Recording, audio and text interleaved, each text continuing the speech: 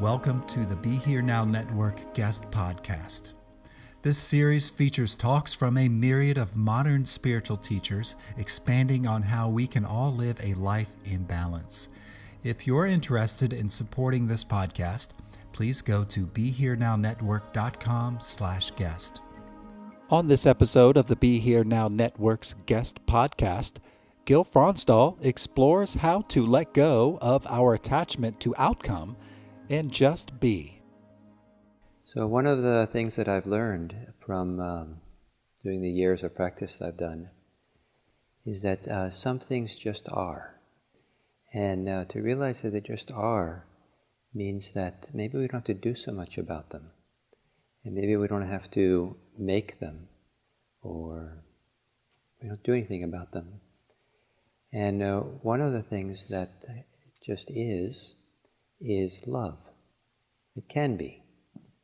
It's possible for love just to be, and to love other people can just be, just that. There is love, and it doesn't require negotiation. It doesn't require exchange, reciprocity. It doesn't require doing a lot and proving it, or it just is. And so sometimes it's to discover that, to know that, and then to know how to rest in that, where nothing has to happen in that field, in that heart of love, is a wonderful thing. And I think that for me, that I don't think without my practice, my meditation practice, I could have really appreciated that as deeply as I do. And because many times the lessons or the way it kind of operates in society that I grew up in and around is that love is more complicated. It's interactive. It's some people it's negotiated. It comes with obligations. It comes with needing to profess love or to be involved in it or to express it. And it just is. One of the really precious things about young children and being in love with them, just love, that I came to appreciate was, someone mentioned things earlier, I think, was when they're napping. One of the wonders of the world is to go into a preschool class when all the kids are napping. It's, I don't know, it's so sweet. It's like, just is. You don't have to do anything, right? You sit there and just have a darshan, and sit in there and just kind of just receive the sweetness. And it's easy to love sometimes. But for me, just sitting there, just being there in these classrooms and just sensing it and not wanting them to wake up. Because then it's different. And but a little place, or with and the love that just is, love for others. It's not something that requires something of others. It doesn't require them to be any particular way. It doesn't require them to, to perform or to reciprocate or anything. Just love is just there, and there is reciprocity. There is exchange. There is agreements and contracts. We have social contracts and things that we expect and want that operate as well. But to not know about the love that just is means that then we're always busy, always doing and negotiating and fixing. But to love someone and not need anything from them, just to rest in that and just allow it to be. And so it's, I think, if sometimes family is a place where sometimes that can be tasted. If you're lucky, I think it's sometimes tasted when the kids are really small, napping maybe, or they just are. Sometimes the younger the kids are, the easier it is to do that. Contented 3-day-old baby. Not much is needed. Just be, just breathe with them, and just smell them, and just kind of just be there. Nothing's, unconditional love, right? It's so uncomplicated. And then they become 4 days old, and it gets more complicated, and it gets more complicated as it goes along. And sometimes sometimes we can lose that sense of simplicity. One of the ways that I came to appreciate this kind of simplicity of love was with the simplicity of awareness. And that's kind of points back to meditation practice for me. That awareness is another one of these things can just be, just is. And it's very important for people to practice mindfulness to appreciate that, because the way that mindfulness is sometimes taught, it can seem like a doing, like you're supposed to notice and note and bring your attention here, investigate there, and all of which is valuable skills to have. And it's certainly part of the overall practice, and there's time and place for that. But a part of the practice is awareness that just is. That is, this kind of awareness that if you're told to stop doing it, you can't. If I told you, just stop being aware right now, just cut it out, enough of this, you've been doing it long enough. It's like suddenly you try and it's just like, well, it doesn't go away, it just is. And it's just there. And as meditation practice gets stronger, one of the things that can stand out and highlight is awareness that just is. And then to rest in that. And that's a radical thing for some minds to learn, is to step back and not always be doing, not be trying, not trying to be right or good or successful, but just rest in something which is kind of a little bit out of the control. So the same thing with love, to rest in a love that's not, I don't know if it's out of control, but it doesn't require anything, to know something about that. And I think for loving kindness, for metta or goodwill, to be able to have some sense of a love, appreciation, a delight, a care, a compassion that just is one of the great things to do, to discover. And I think for parenting, that to have that somehow as a reference point in the picture. So maybe sometimes in the background, sometimes in the foreground. I think it was very nourishing and meaningful for children, or maybe for your partners, or for anybody actually, that they feel like they've been accepted or seen or included or held as they are, without it being something that's being, comes with requirements, or comes with negotiations, comes with, anything at all. Just is. City of just is. So right now we just are here. Not much, nothing really has to happen here, right? So we're part of this wonderful thing about Dharma talks, that when you give a Dharma talk, nothing. If you really want to manifest the Dharma when you're giving the talks, generally nothing needs to happen. And so it's a great job, because we're just kind of like here, unless you're hanging on to every word or want to be entertained or want something from it, which is fine to do, and sometimes advice or nice things come out. But there's something very profound about, not getting anything. Wouldn't that be great if you left here and didn't get anything from this talk whatsoever? And you appreciated the chance just to be, and just being was so nice. Wow, this is good. And that's one of the ways to listen to talk, is to not listen to talks trying to get something, but just to be and let the words and the content and the whatever just kind of move through. And there's a long tradition in Buddhist monasteries, or in the history of Buddhism, of listening to Dharma talks while you're in samadhi, when you're in concentrated state or settled state. And so you're not really trying to do anything, but just let it wash by, wash through. And some trust that if something's important, it'll stay. If it's not important, it just goes right through. But somehow there's something happens in the transmission, or something happens in just the being as we're here.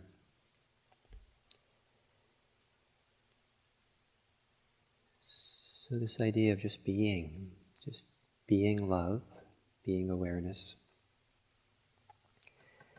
In the teachings of the Buddha, he puts a lot of emphasis on being a wise person. And the opposite of a wise person is a foolish person. And you might think that it's unfortunate the Buddha would call someone a fool. Actually, he did that. So you're a foolish person, he said to some people. Oh boy, this guy's, it's a little harsh. But the alternative, the place of a foolish person is that a foolish person is just foolish because of what they've done, and they can become wise. As opposed to someone's a sinner. And that's a much harsher kind of judgment of someone, because that's like pretty absolute. And if you're really done a good sinning thing, it's, I don't know what happens. But if you're foolish, you can become wise. And so one of the definitions that the Buddha gave, or many times he gives for being a wise person, is a very simple, and kind of in some ways it's so simple it can be easy to overlook because it just seems like garden variety, maybe wisdom. But it's very, I think, profound, philosophically profound, spiritually profound, liberationally profound. And that is, a wise person is someone who benefits themselves, benefits others, and benefits self and others. And so all three of these categories. And so this pragmatic criteria for wisdom is not wisdom about understanding great esoteric teachings of Buddhism, not wisdom about, how a computer works or something. It's just, what benefits you? How can you participate in the world so it benefits yourself, benefits others, and benefits self and others? And the category I think that is most interesting is this category of self and others. I think many people understand about benefiting themselves, and we understand something about benefit others. Some people get somehow the message or the idea of one or the other. Like you should be altruistic and just really living for the welfare of others. I found a strong message, a strong current in Western thought is the idea of being altruistic, like you should really live just for the benefit of others and just sacrifice yourself, give yourself over to others. One of the funny places where you see this come out is, it hasn't happened for some while now, but it used to be that when people found out that Buddhists were meditators, non-Buddhists, one of the common critiques was that's selfish. And somehow when you close your eyes and sit by yourself maybe and meditate, you're kind of like cutting yourself off from the world, and that's just selfish to spend 30 minutes, 45 minutes, doing this kind of self-absorbed thing, right? Just focusing on yourself. But if you spend 2 hours, 3 hours watching TV, it wouldn't occur to them to say you're being selfish. There's something about this kind of activity that somehow evokes that maybe because it's spiritual, it's religious, and it's supposed to be all about altruism and being supportive. But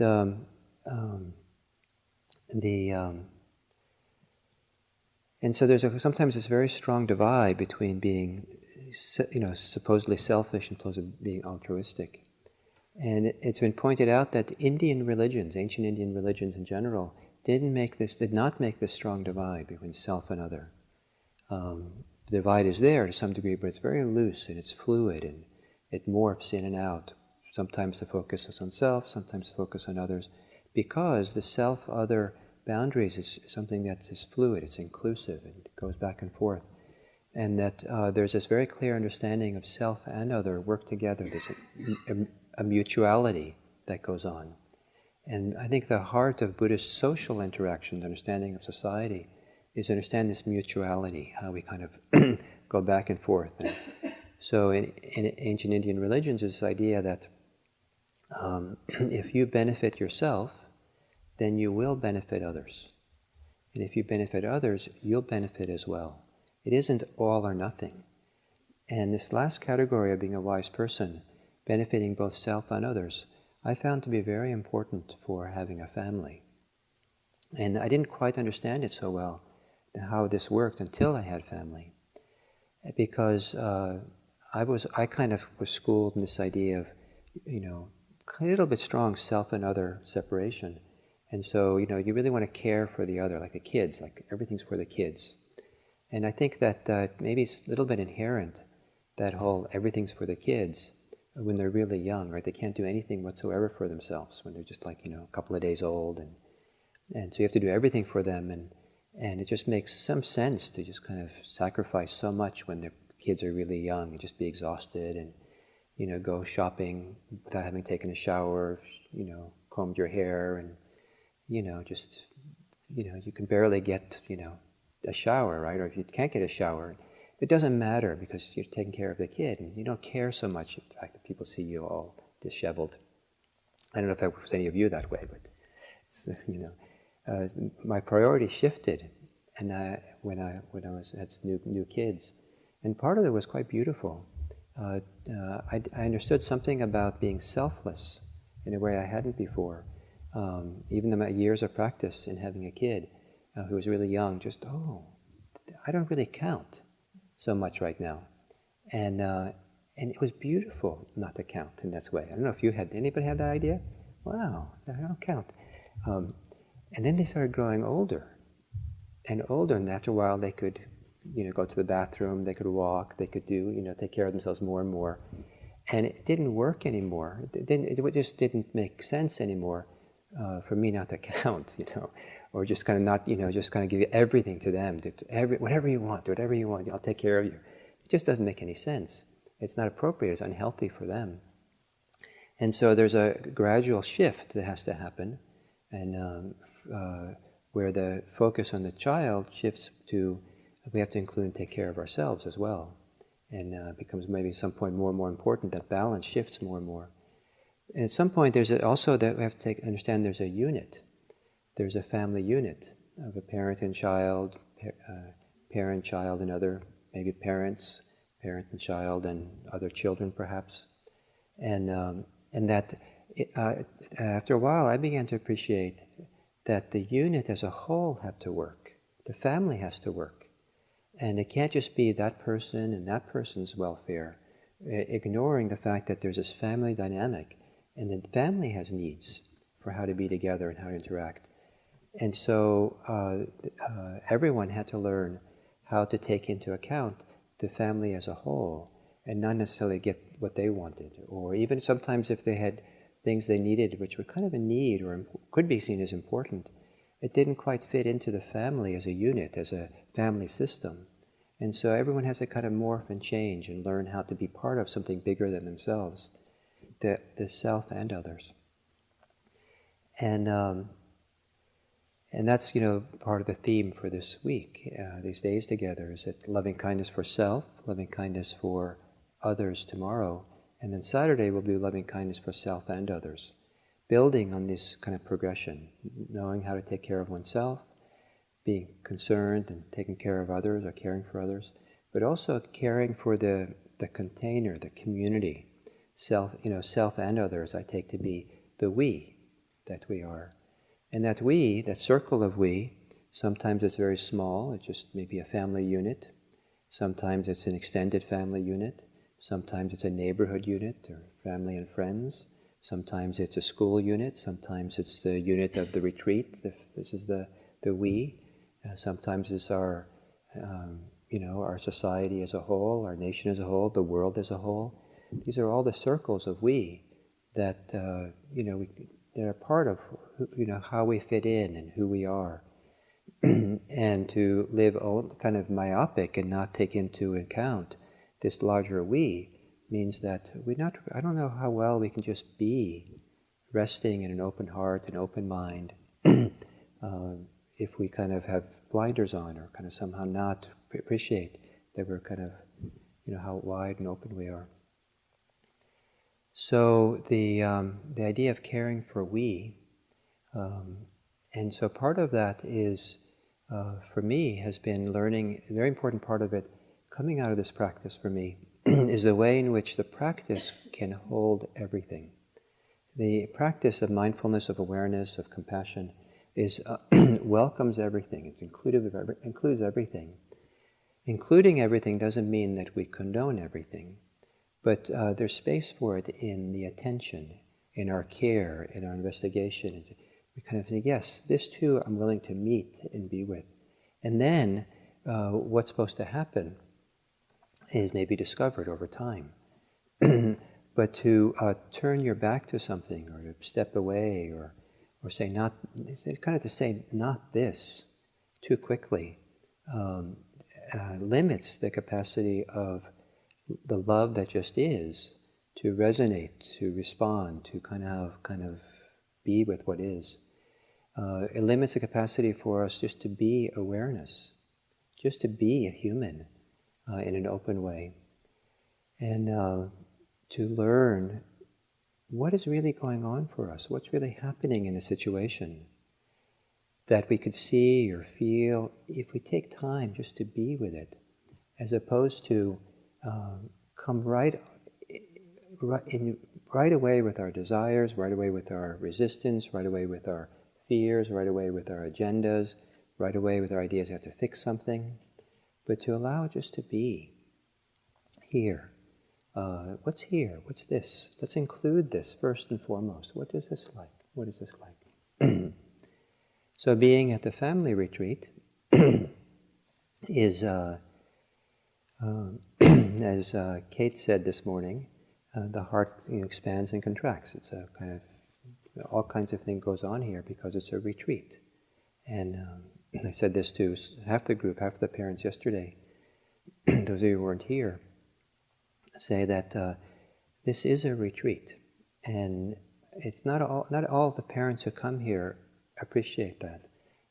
Some parents come here thinking they're doing it for the sake of their kids, just a good influence for the kids, a good place for the kids to come on. It's for the kids, and you're kind of like at summer camp. You're just here like tagging along or something. It's just, but this is a powerful place to be, and the rhythm of this life here, and the teachings, and what goes on here at Spirit Rock.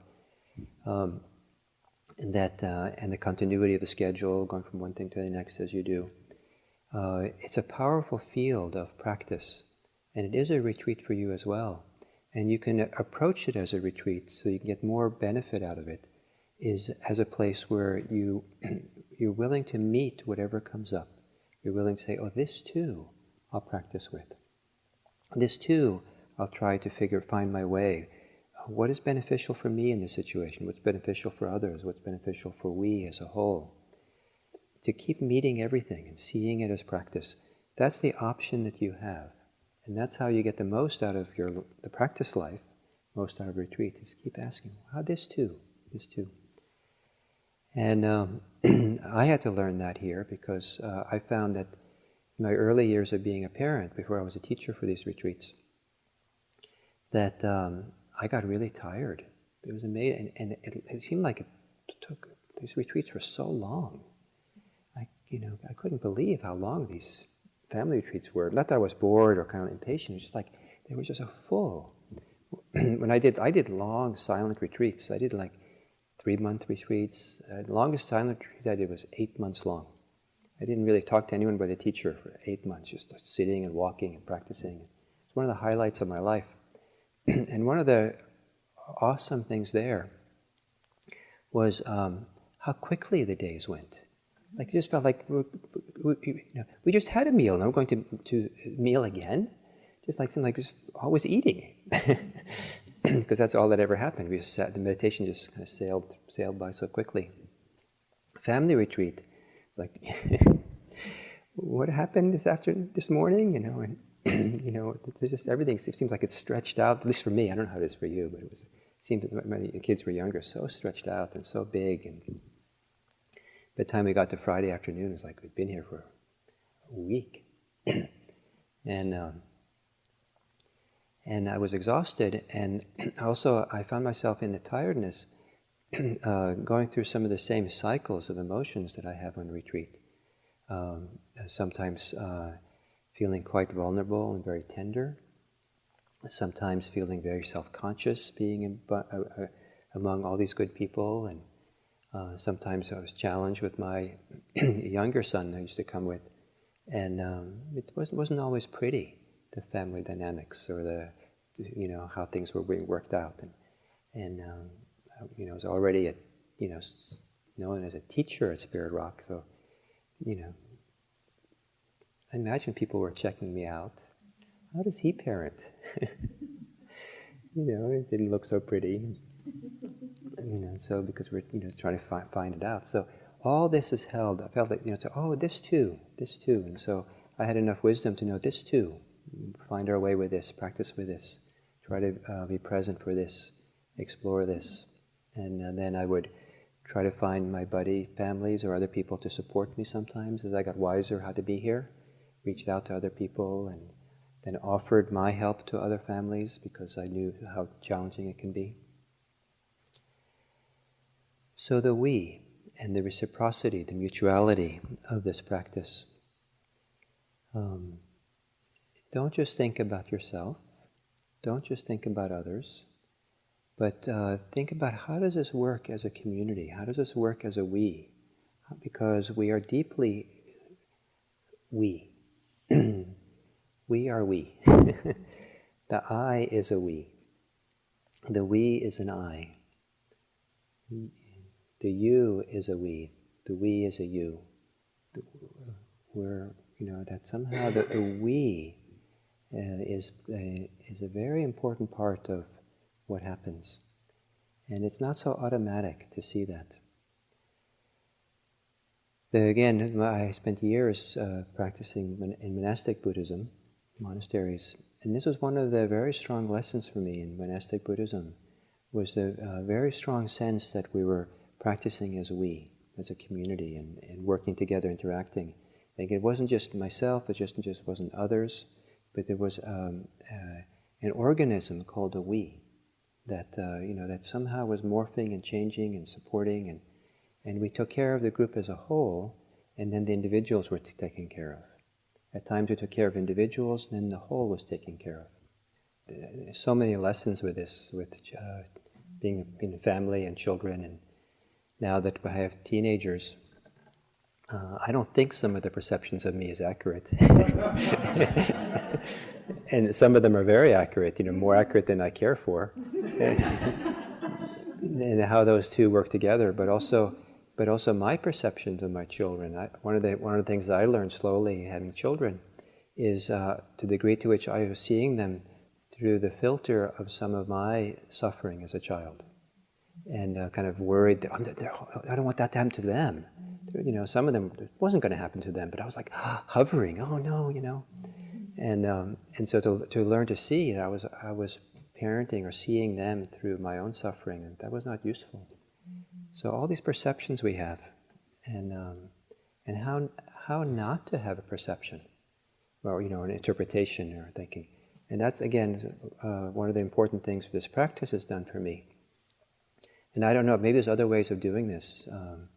You could maybe I don't know, there's many ways probably to do it, but strong experience of love, or times in nature perhaps, or taking LSD or something. But to learn about how we overlay onto our reality our perceptions, our interpretations, our concepts, and learn not to do that. And learn how to rest in just awareness that's kind of pre-conceptual, pre-interpretive. And just to rest in just being, and then to watch the interpretations arise, to watch a concept arise before we believed in it. That is so powerful, so useful. And so this practice, I think one of the great gifts of this practice is to be able to sit there in that place where we can watch the birth of a concept. And then we have the ability to choose how we relate to it. Was it true or not?